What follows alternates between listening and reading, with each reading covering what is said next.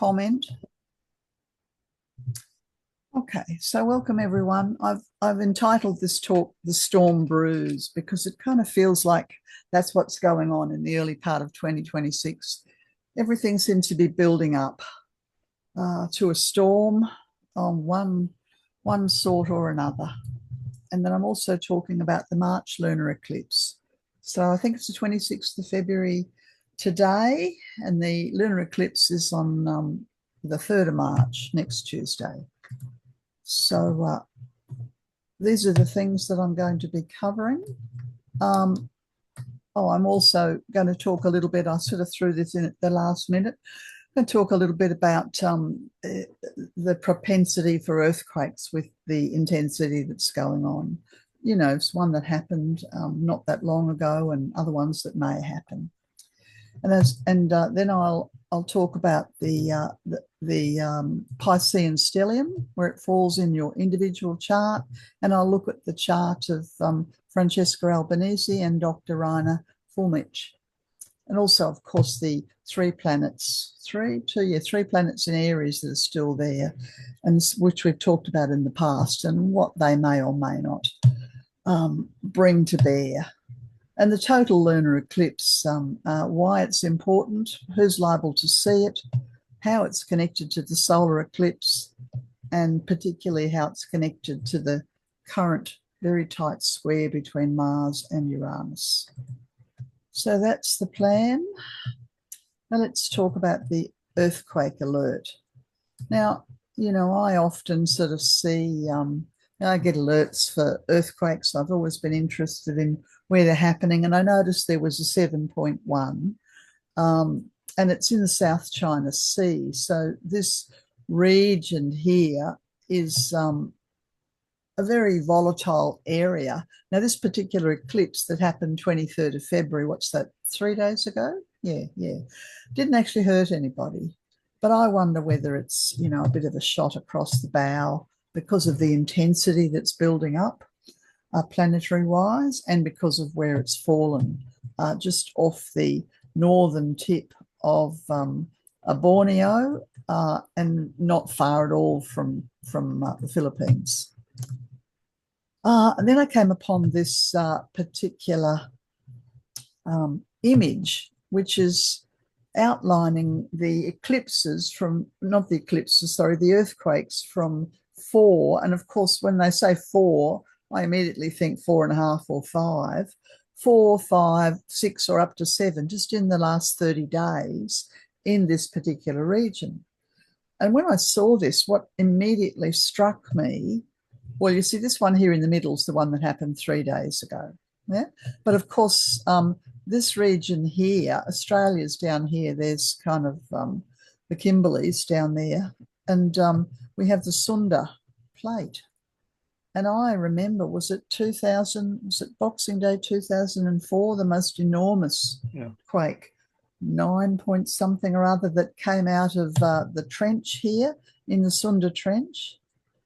And I thought, well, and I tried to read the numbers, and most of these numbers, the pale orange, they're 4 something, whereas the red ones are 5.5s, which I would take to be 6s. And I thought, in 30 days, gee, that's a lot. And then we have this one here, which fortunately caused no harm.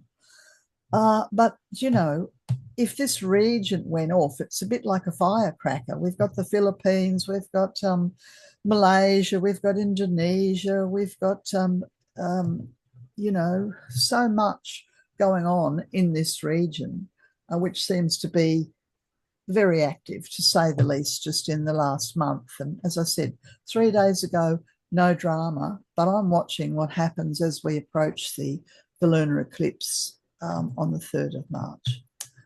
Okay, so what I have here, this is just I was having a brief look at the chart for the earthquake in the South China Sea, that one that I just showed you. Yeah, and I've mentioned all those things, no damage, but what I'm concerned about is the Mars approaching the square to Uranus. And I'll be mentioning this throughout the talk. So there's the planet Mars, which is associated with fire and generally eruptive energy. and it's in the 24th degree of Aquarius. And if you follow this red line, it goes across to Uranus, which is in the 28th degree of Taurus. Now, as astrologers, we say, well, that's a 4-degree orb. So that's a bit like standing 4 big paces away from, let's call it, a volatile scenario or a volatile enemy or a volatile earthquake. So 4 paces away, it's not very intense, but what's happening between now and Saturday morning, so what's today, Thursday, a couple of days' time, it'll take until Saturday for Mars to get to 27.5 Taurus and be exact. So the pressure is building. Yeah. Now this Mars-Uranus square is building, and whether we end up witnessing the outcome of this to do with some madman deciding they're going to go to war in the Middle East, or whether we have big quakes somewhere on the planet, possibly around the Sunda Trench, or whether it's general carnage coming out of left field or mayhem.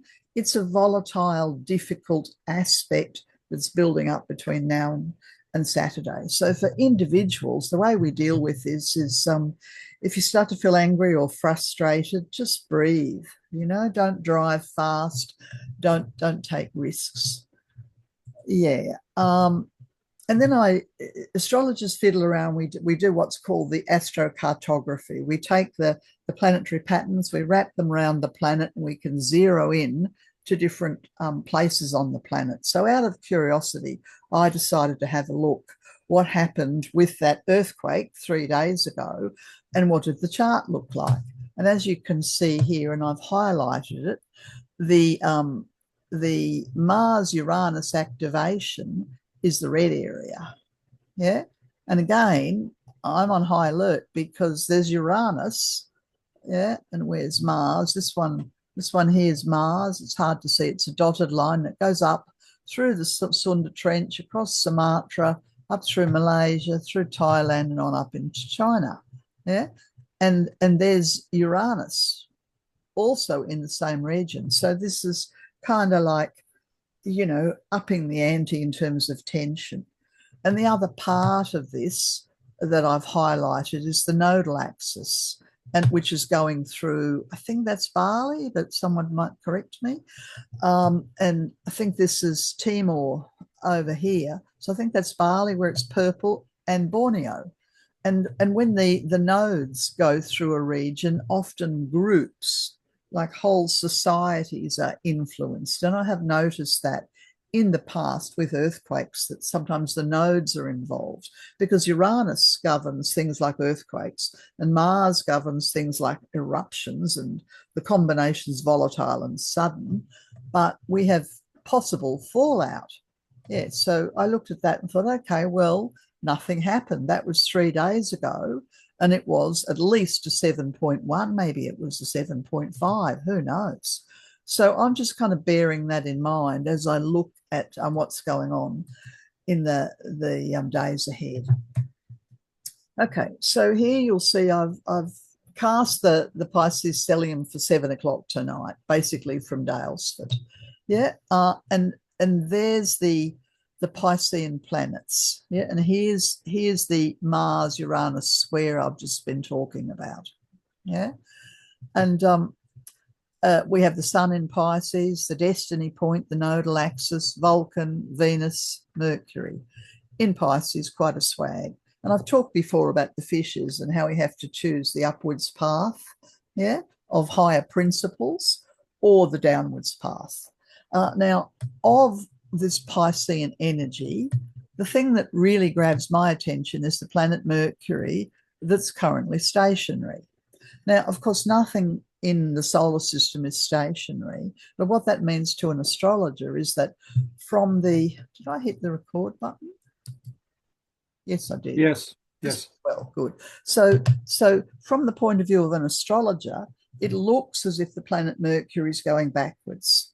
It's stationary, about to go backwards. So when a planet's stationary, imagine if you're walking fairly fast in one direction, then all of a sudden you try and walk fast backwards.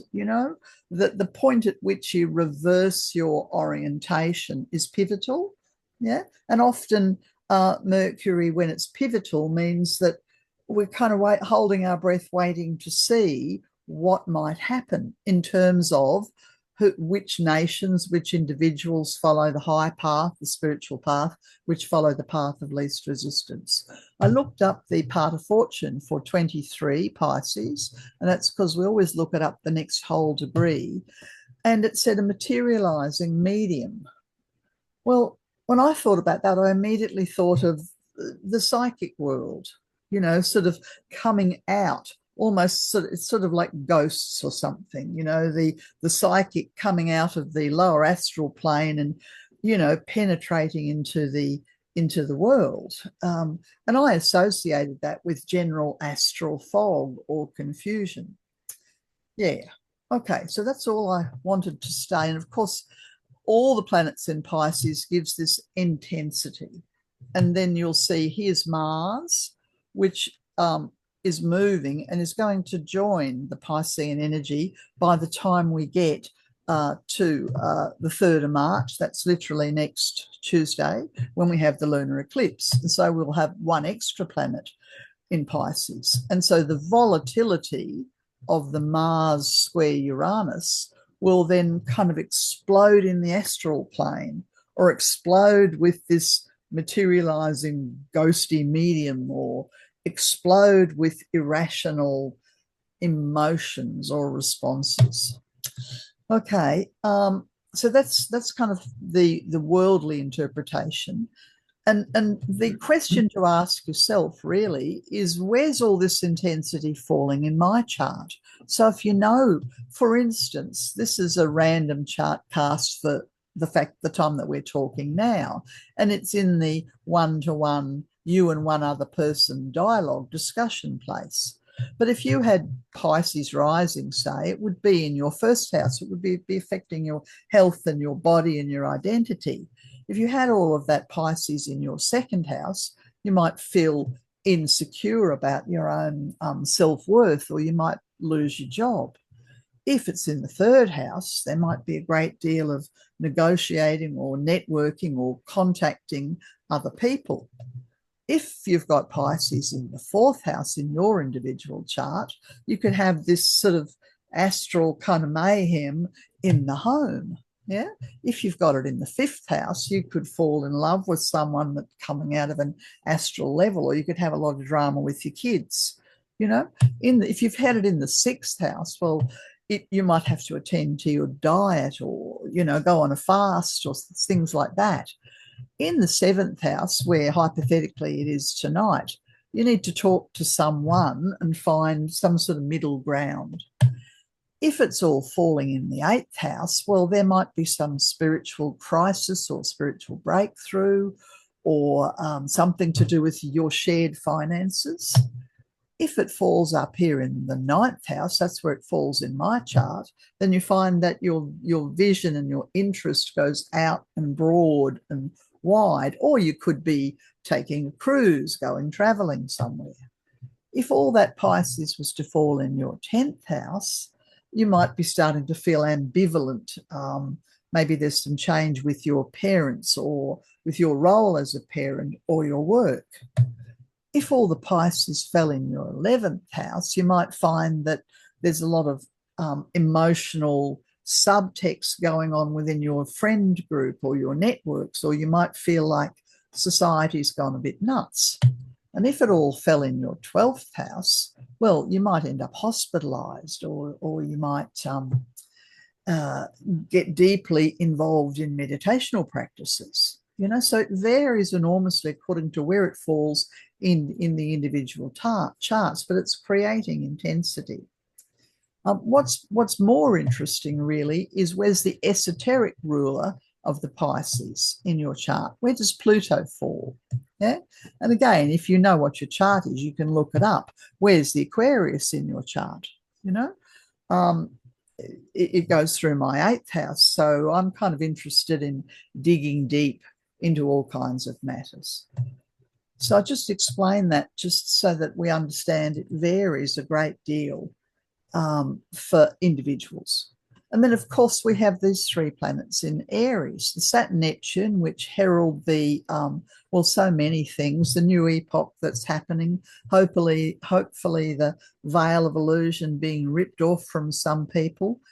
And of course, Chiron's still there. So still the $6 million question, what will humanity do with their free will? How will they use it for the best or the worst? I did hear some of the astrologers that I'm in contact with through social media. I think it might have been Philip Lindsay talking about the dissolution of the global political cabal. You know, the lies that have been sort of told that the elite spin to keep themselves in control of the planet, that mask is falling. Well, I certainly hope he's right.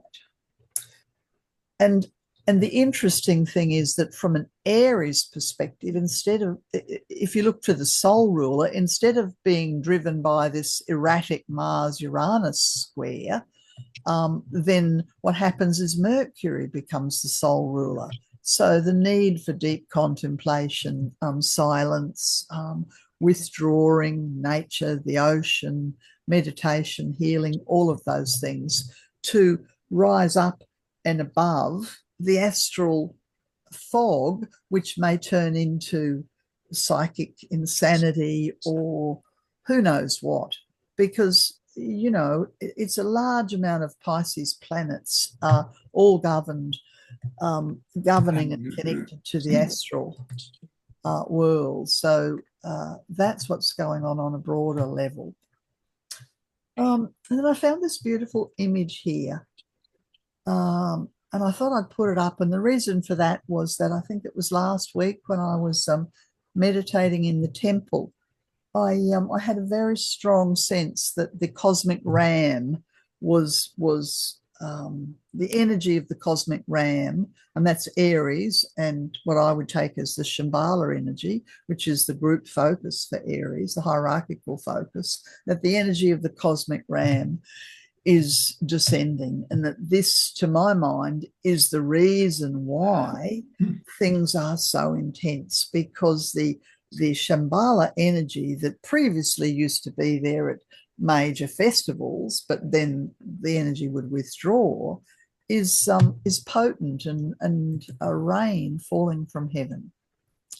Anyway, I looked up the degree Sabian symbol for where Saturn is at the moment, in the second degree of Aries, and said a comedian entertaining the group.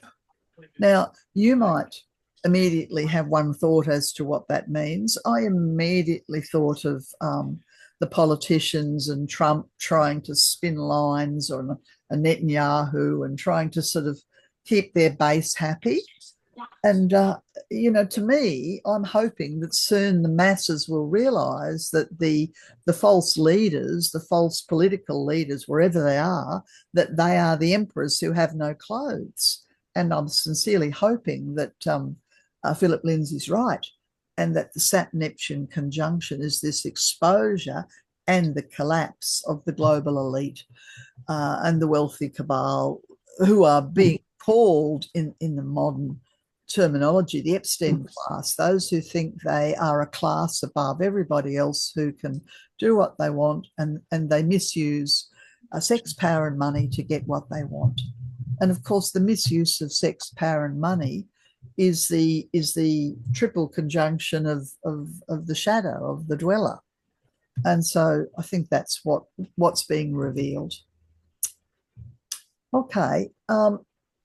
And then I decided to have a look. So I started looking through my archive of charts to try and find anyone sort of well-known who had Mars in Pisces, because that's where Mars is. Here's Mars there in Aquarius. Yeah.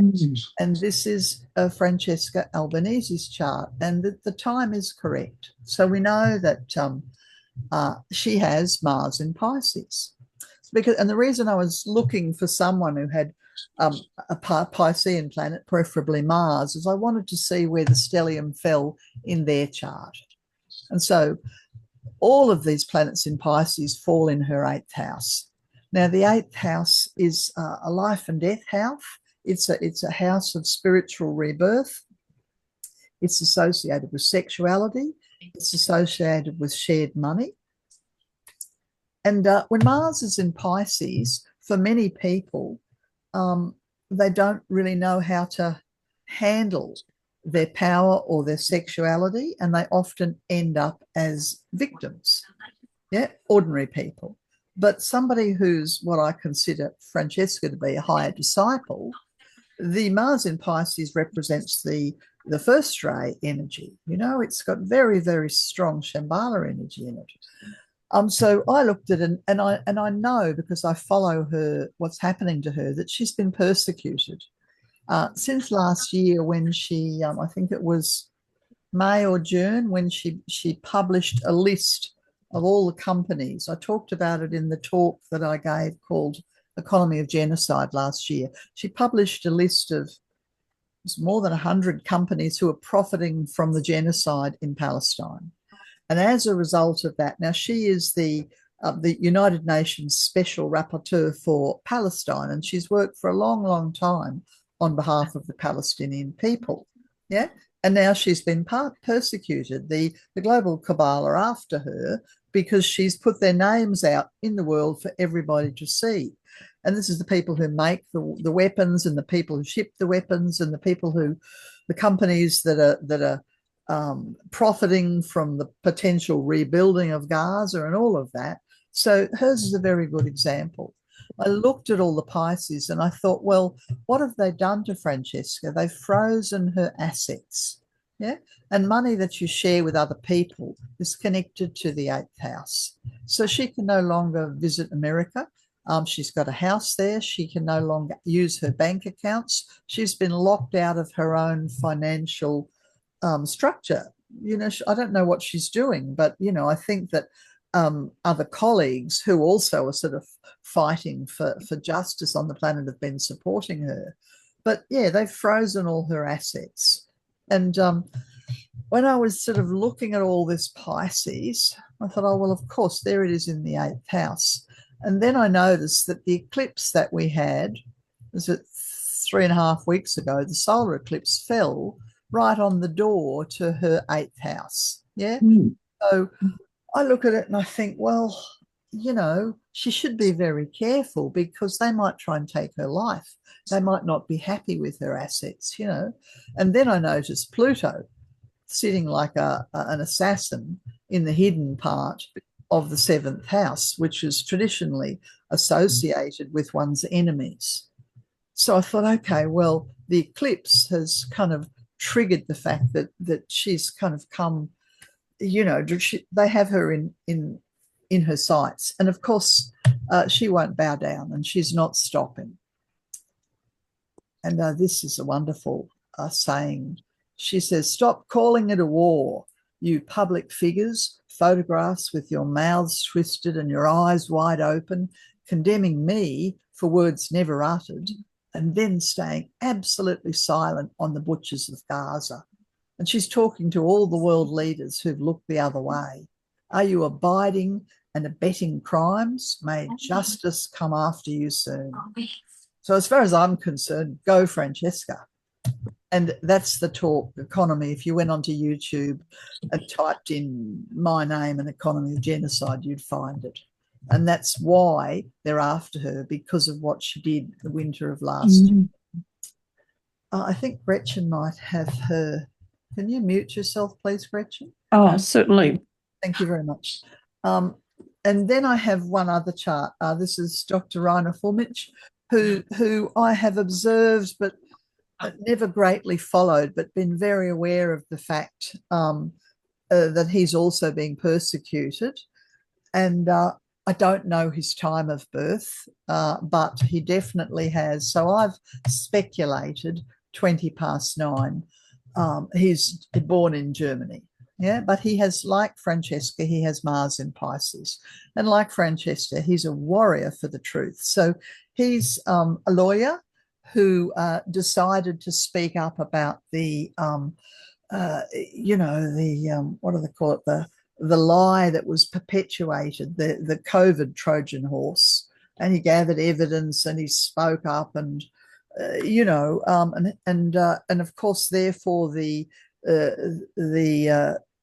global big pharma are after him because he's exposed their lies, whereas Francesca exposed the warmongering, and so the governments and big tech, they're all after her, but it's primarily big pharma who are after Dr. Reiner. And I did a little bit of reading in the last week, and I realised that he was working, giving a lecture or something in Mexico in 2023, and he'd obviously been gathering the evidence post-COVID in, I assume, 2021, 22 and 23, and he'd become quite public and had quite a following and was becoming a voice.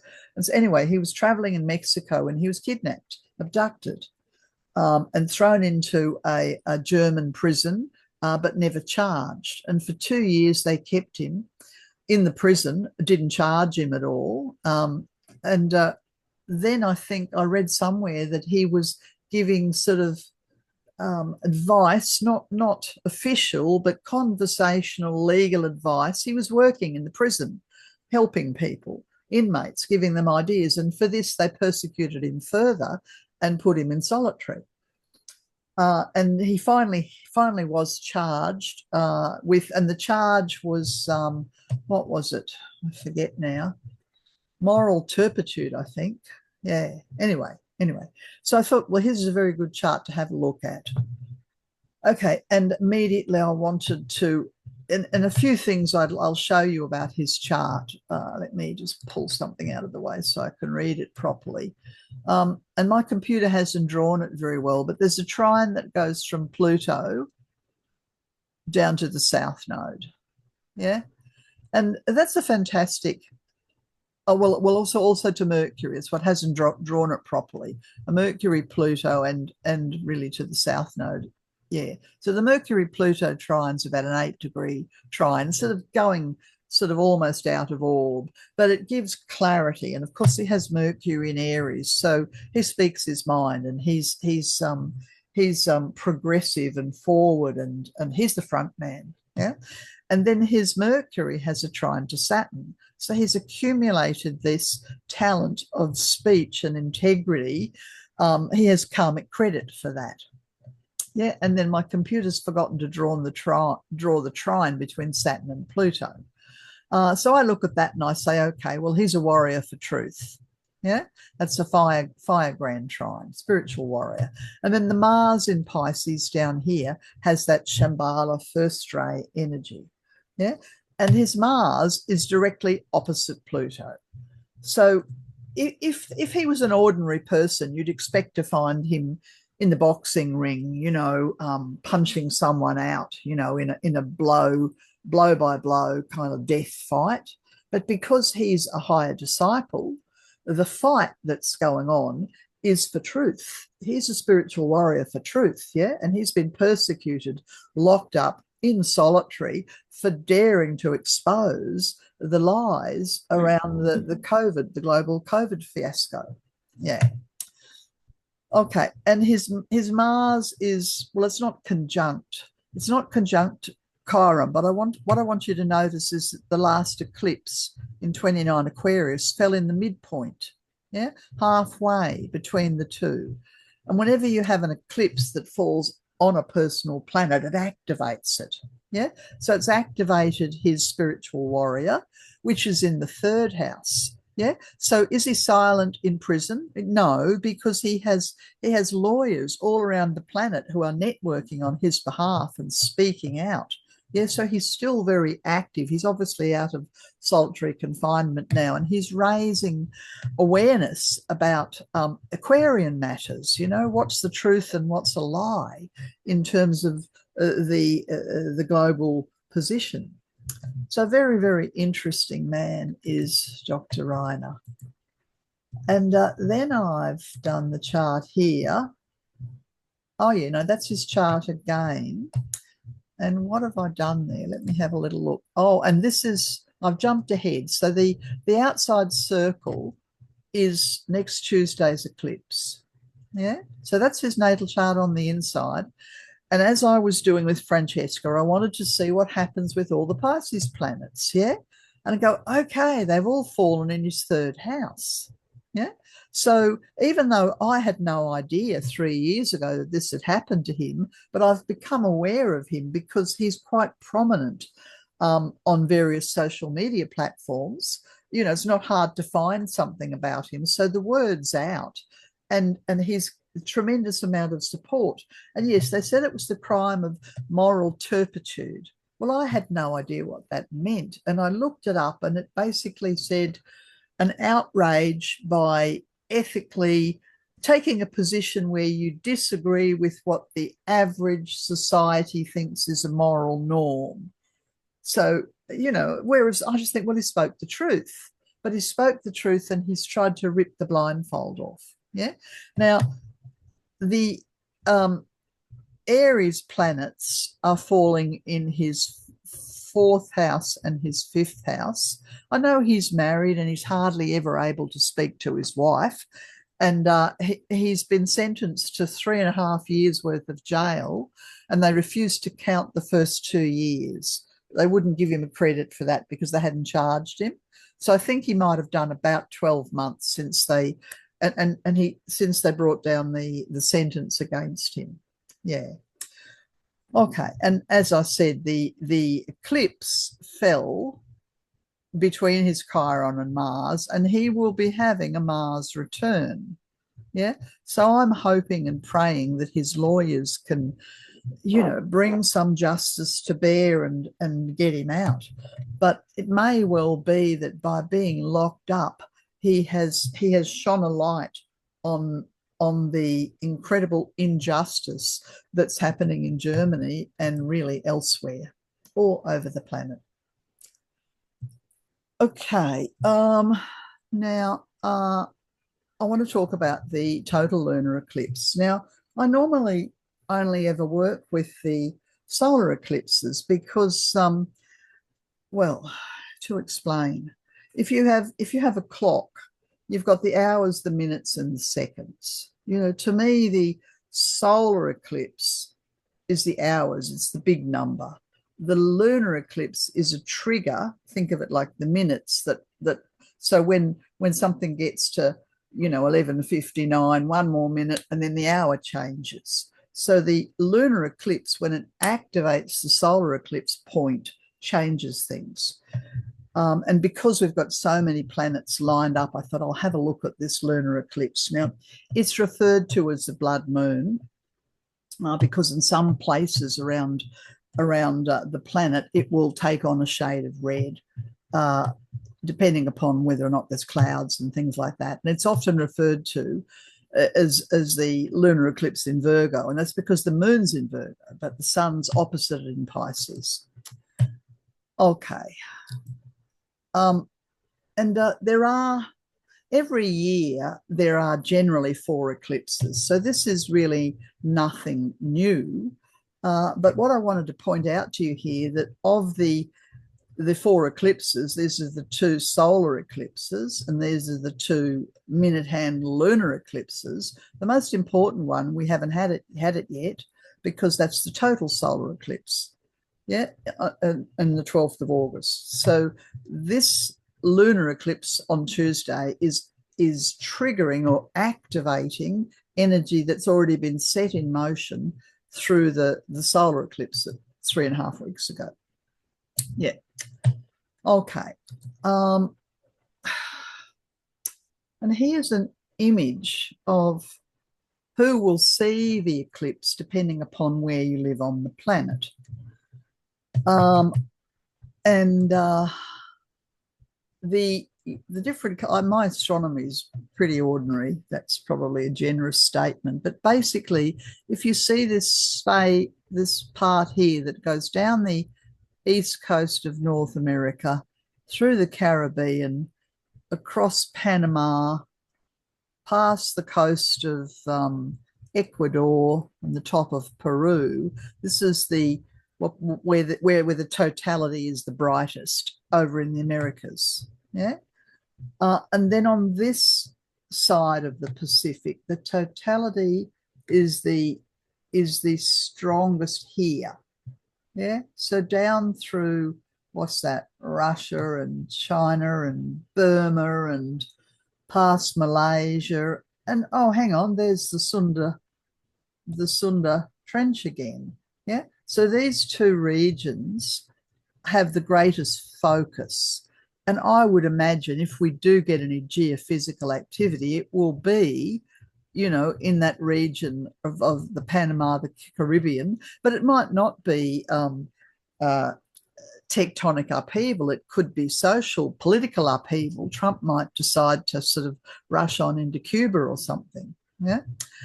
Okay. So that's where I've just outlined the different places that come into focus. If you want to look at the eclipse in Australia, well, there it is. That's Tuesday, and the eclipse starts at these times. So there's Melbourne, 10 o'clock, 4 minutes past 10 in the evening, and for approximately an hour, we'll see it. And maybe it will be a shade of red or blood red, depending upon the clouds. And of course, if you're in New Zealand, it's just across into the 4th of March. Okay, but as I said, the most important thing for me about the eclipse is that it's the activation or the trigger for the most recent solar eclipse in the 29th degree of Aquarius, right? And the 29th degree of Aquarius is where Mars is approaching. Yeah. So Mars, so Mars at the moment is 23 Aquarius, and by next Tuesday it will have crossed over the eclipse degree, and we effectively have Uranus energy everywhere. Yeah, and the exact Mars square Uranus is Sunday and Monday. Yeah, so this is warrior energy, Shambhala energy, and possibly insanity on the planet, because we have the battlefield is the astral plane, the non-sacred planet, and Uranus and the eclipse are activating it. So if people look like they're losing the plot, well, that's what's going on. The worst of Mars in Pisces is moral cowardice, or a feeling of being persecuted, or neurosis, or alcoholism, or escapism, or psychism. It's kind of like, too hard, let me out of here. Yeah, that's what some people will be experiencing. And I was talking to someone just a couple of days ago who was telling me of a family member who was having a lot of trouble maintaining their sort of mental peace, and that had never really been an issue before, but it was really difficult. And I think it's happening for many people. Mental or astral stability is hard. Yeah, this looks a bit like Jonah and the whale, doesn't it? Yeah, a bit of a eerie, sort of not so pleasant Piscean image. Okay, so what I have here is the total lunar eclipse. And because I kept seeing the Sunda Trench, I thought, okay, and that's one of the places where the totality for the eclipse is strong, the other place being the Caribbean, Panama, all of that. I decided to do the chart. And for that position, which is 5:30 a.m. on the 4th. That's right. You know why? We got the 3rd because we're ahead. That's right. We're ahead in time. Yeah. So it's early in the morning on the 4th of March, next Wednesday, and this is the chart. And again, so there's all the Pisces. So if you were living in Sumatra, for instance, well, then there's all the Pisces affecting you personally or physically or financially. And I decided to have a look and see what's the Sabian symbol for the eclipse, because, well, actually, that's not quite right, Chandra. It's not exact there. I've done something strange because it's 18. Yeah. Well, it's a sword in a museum is the Sabian symbol for the sun. And I looked at that and I thought, well, is that associated with old wars? And is that associated with what's possibly going to happen in the Middle East? And And for some reason, I've got a mathematical error there. 13 Virgo is a powerful statesman, wins to his cause a hysterical mob. And when I read that, I thought, well, Trump's just given his sort of, what do they call it, the State of the Union address, whipping up the people in his team, so to speak. And I don't know who the hysterical mob are. Is it the Israelis, who want war? Is it the Americans? I'm not sure. Or where is the hysterical mob in Australia? Who knows? Yeah, yeah. And then there's Mars having just crossed the activation point of the eclipse. And the esoteric ruler, by the time we get to a few days' time, early March, esoteric ruler says a council of elders for Pluto. So I think, well, this is the holy ones, this is the hierarchy, this is the ascended masters looking at the hysteria of humanity and the astral mayhem and, wondering, can we sort it out? Are there enough people and individuals with conviction? Are there enough people on the spiritual path who can maintain balance and harmony? And then, of course, I couldn't help but notice the planet Uranus sitting in what I consider to be a dangerous position for earthquakes on the very close to the IC here, because that's the Mars Uranus square, yeah, and it's about, what is it, 3 degrees, yeah, something like that. And there's been a lot of talk about whether or not Trump will give the go ahead for the war in the Middle East, and it seems that the politicians kind of expected that last week or even last month, and it hasn't happened. And a lot of people are speculating: is he going to do it? Is he going to pull the trigger? And I kind of hope that he doesn't, and that we get past and out of range of this Mars Uranus without a trigger for war against Iran. But I've digressed. And again, I did the astrocartography, and the red is there's the planet Mars going through Sumatra, off the coast, southern tip of Malaysia, through Vietnam, yeah. And so it's not necessarily the whole Sumatra, because technically, normally we say half an inch or so either side. So I guess I'd say the southern half of Sumatra, the very southern tip of Malaysia, and that's look like Western Vietnam.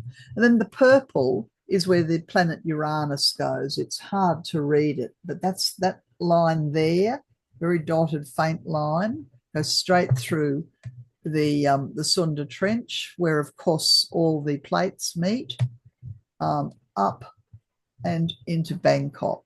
Yeah.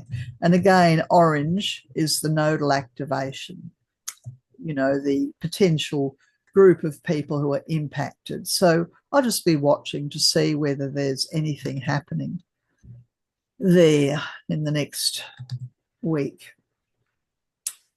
And, this sort of military build-up in the Middle East, and it's a historically pivotal moment, can Netanyahu persuade Trump to sort of go in? Will the Israel lobby bring so much to bear on him that he will have no other option? Or will he find, I heard one of the commentators saying Trump's looking for an exit ramp so that he can pretend that he's smacked someone around the chops but not actually start a regional war.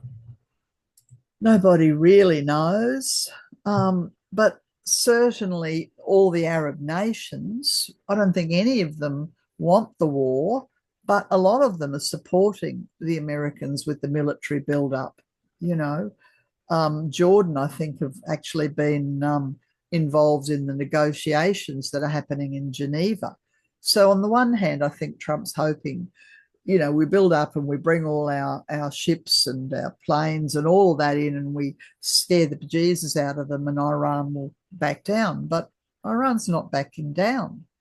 And the neighbours, Turkey, Egypt, Saudi Arabia, Qatar, UAE, they're all kind of not necessarily wanting the war, but, talking out of both sides of their mouths, being there for the Americans. So there's some kind of, sitting on their hands. And I did notice, I looked briefly, and I haven't included his chart, but I did look briefly at the chart of King Abdullah II, the leader of Jordan, and he has that swag of planets in Aquarius, and the lunar eclipse. I think that's a mistake. It was actually the solar eclipse, possibly the lunar as well, is activating his chart. And so I'm hoping that he's a voice of sanity in the middle of this extremely volatile, very dangerous time we find ourselves. And that link there is Max Blumenthal speaking about the imminent possibility of war from 2 or 3 days ago. He's fantastic. And the other ones are previous talks from last year. And so I think what I might do there is say goodbye to you all, and just have a lovely